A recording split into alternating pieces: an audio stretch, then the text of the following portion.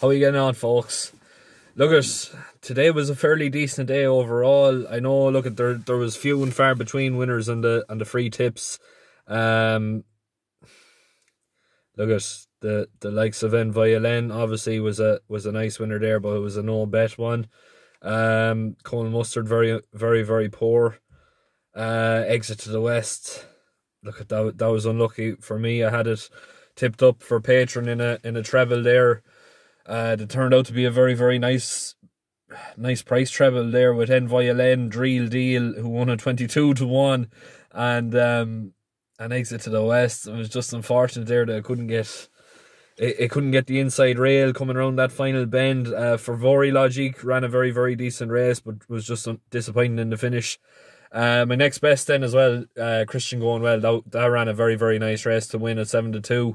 And as well as that, we got a couple of winners over in Suddle as well, so that wasn't too bad. So look, overall, I'm fairly happy with the day between the whole lot, between Patron and obviously look at the free tips as well that necessarily didn't show its full worth, but overall, look at I'm fairly happy. Now I'm moving on to Punchestown now tomorrow.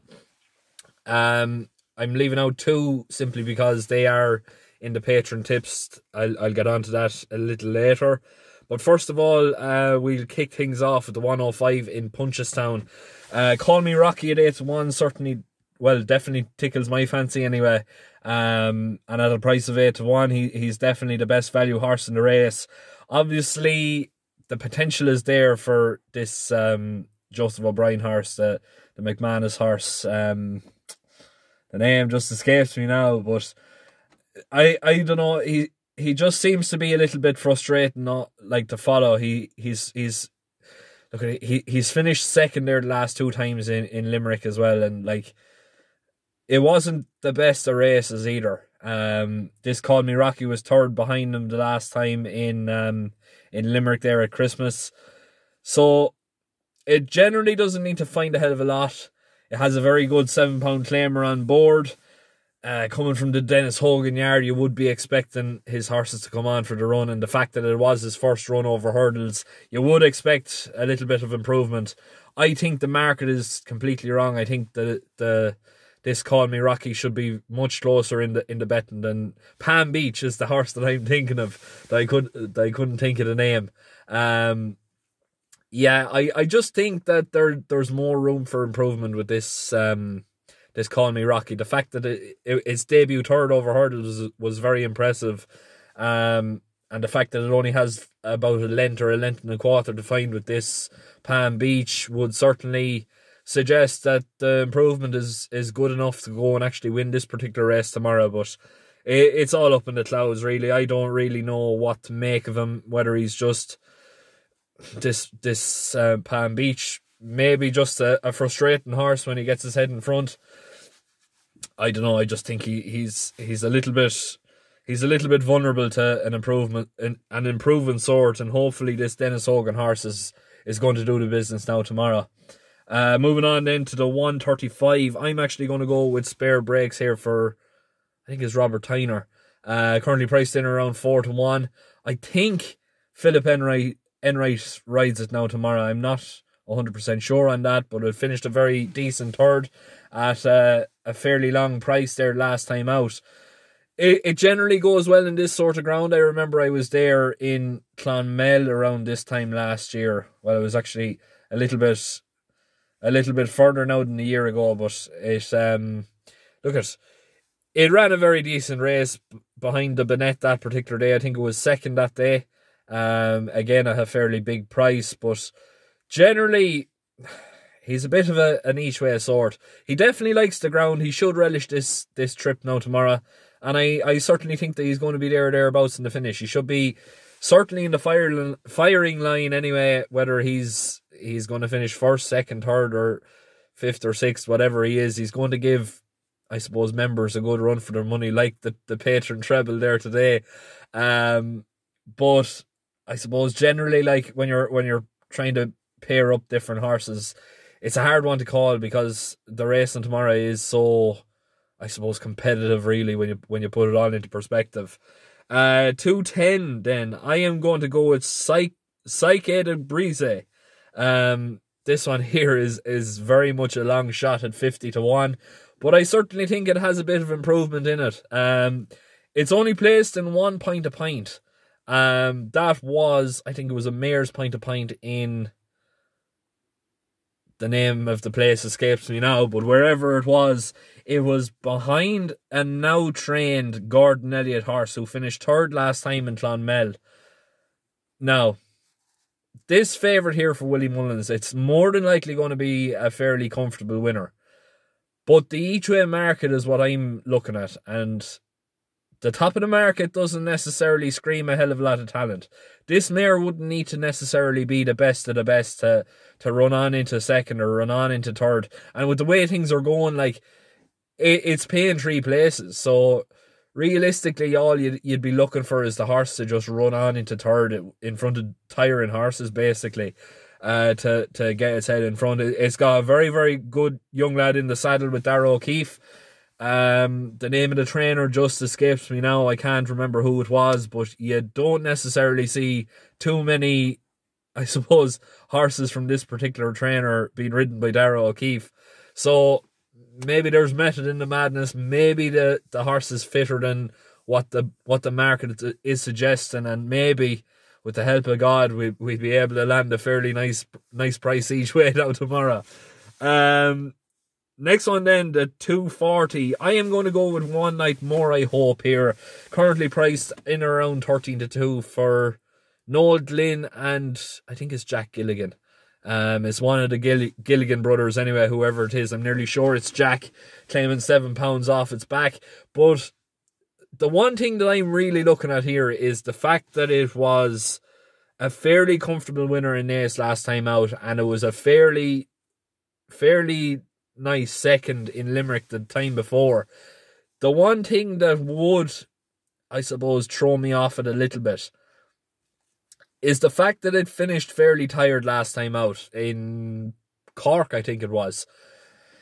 Now, look, when you're putting handicaps in perspective and everything else like that, the horse was put up £13. It's generally an awkward enough ride, and it's an awkward enough horse to get right, but I suppose maybe it just went wrong on the day for connections and things just didn't go to plan. But if I'm not mistaken, it was fairly sticky ground that day, and even horses that relish heavy ground just weren't able to get home, basically. But yeah, this One Night More I Hope. I was looking at the top 2 of the market. I know Lowlight the Fields is one of them, who I was fairly interested in, but it's gone up £8, so I don't really know what to make of it. And this One Night More I Hope is running off level weights with that, with the addition of a £7 claimer on its back. So it's basically £7 in hand, basically, with that Lowlight the Fields with Rachel Blackmore on board. But look, it's a staying track. Punchestown is a staying track, and it's not necessarily a track where you can go from the front and necessarily make your way home, basically. But I know there's some horses that can do that, but they're generally superstars or whatever you want to call them. But yeah, I don't really know. It's a hard old race to call, that one, and I just like the look of One Night More I Hope. I think there's another good race in him, and I don't think he got the credit he deserves last time out. Finally then, it's going to be my nap of the day. Actually, before we go, the 240 is going to be my next best One Night More I Hope. I'm just going to pin my hopes on that one, and hopefully it'll get home. The 315 then, my nap of the day, I'm going to stick with the money here, where the money is going. Mahler All-Star is getting absolutely backed into the clouds. Currently priced in around 7-4. Now, bear in mind, when this upload is complete, it might be shorter than that, but just apologies in advance for that. But look, it's generally a weak enough race, and the quality of the field isn't really, let's just say, massively strong. I know the Jingelstown horse in front is more than likely going to be a well-deserving favourite here, but it's a sort of a disappointing horse, basically, because you expect so much more out of it, but he just doesn't perform on the day for whatever reason. He might just be that sort of way inclined where he just doesn't want to go and win his races. which is the case for a few horses in Ireland anyway. But look at the money is down. I've not really seen anything to go against it basically, and the fact that I suppose it seems like it's a small enough stable. I can't remember who trains it, but if I'm not mistaken, it was third last time out in, could be Limerick. I'm not 100% sure, but yeah, look at improvement should be there, and hopefully, look at with the fact that there's a gamble already on, it should definitely go into favouritism, if not go odds on possibly. But I think 7-4, if you're going to be getting on it tonight and following the money, get on the bandwagon tonight, boys, and I suppose hopefully we'll be cheering them on home. The last two races then we are not going to be covering, simply because they're going to be my patron tips of the day. Now moving on to patron, obviously I mentioned there in the start of the video that we run the patron there for €10 a month to fund the Irish Race and Hour podcast. Basically, I'm one of three in the team. Dean Hegarty and Ryan Sharkey are the other two to make it up from Racing Records. Basically, the way we do it is we've come together basically to try and get, I suppose, the smaller man in racing in Ireland out there to the I suppose racing fans and racing public that wouldn't necessarily know them. Look at apart from the big fans like myself and the ones that regularly follow Irish racing every single day. It goes without saying, like when you go to someone that wouldn't really follow racing, it's all Willie Mullins and it's all Gordon Elliott, it's all Henry de Bromhead, etc., etc. So we wanted to give, I suppose, a bit of a tip to the hat to the smaller man in the industry and different things like that as well. And the fact that, look at Ronan McNally is a big fan of the page as well, and we had him as a guest on there at Christmas, and he's after winning him a grade 2 hurdle there today with the real deal at 22-1. So look at, no matter whether you're big or small, like people like that we're giving credit to, basically they deserve just as much respect as the rest of them. We give €10 or we give daily tips every day. I said there earlier on that I had a treble. It was actually the only bet we had on there today, but from that we got a 1-2 and a 22-1 winner. Just unlucky there with Exit to the West. We didn't get the full shilling that paid in around 100-1 treble, so that would have been very, very nice. But look at it, it's just the way it goes, and things just seem to not want to click with me for some whatever reason. It's €10 a month. Basically, what it will get you is the daily tips, and as well as that, we do a giveaway every single month. I've already announced to the patron followers what the prize is for this week, and they're all very, very happy with it.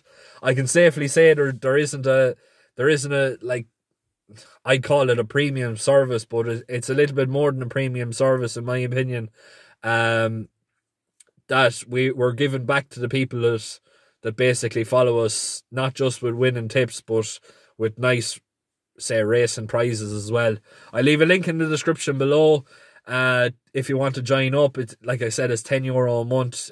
Please try not to pay for months in advance. It doesn't work like that. The way Patreon works is it takes payment at the first day of every month. So if you want to stay on, it'll be automatically taken out on the 1st of February, say it coming.